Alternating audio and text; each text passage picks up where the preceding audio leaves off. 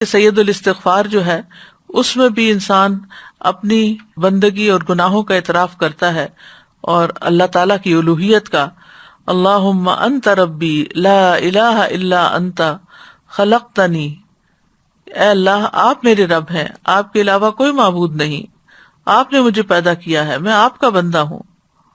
تو بہرحال اس میں یہ جو لا الہ الا اللہ ہے، اس دعا کے اندر لا الہ الا انت، یہ ایمان کی افضل ترین شاخ ہے۔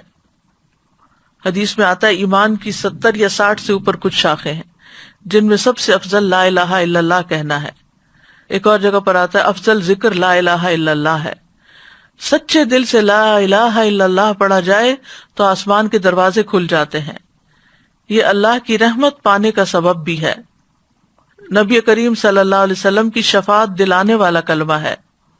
رسول اللہ صلی اللہ علیہ وسلم نے فرمایا، قیامت کے دن میری شفاعت کی سعادت سب سے زیادہ حاصل ہوگی اسے جس نے لا الہ الا اللہ خلوص دل سے کہا، یعنی سب سے زیادہ میری شفاعت کی سعادت اس کو ملے گی جو سچے دل سے لا الہ الا اللہ کہتا ہے۔ پھر یہ لا الہ الا اللہ مصائب سے نجات دلانے والا کلمہ ہے۔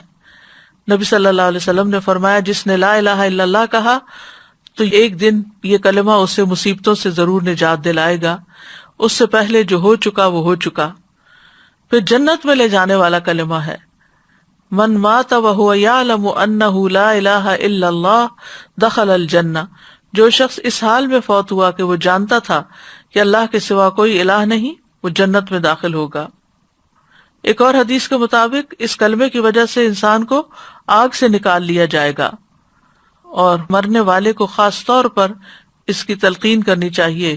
نبی صلی اللہ علیہ وسلم نے فرمایا، اپنے مرنے والوں کو لا الہ الا اللہ کی تلقین کیا کرو، کیونکہ جو شخص لا الہ الا اللہ پڑھتا ہے تو پھر جنت میں جانے سے اسے کوئی چیز روک نہیں سکتی۔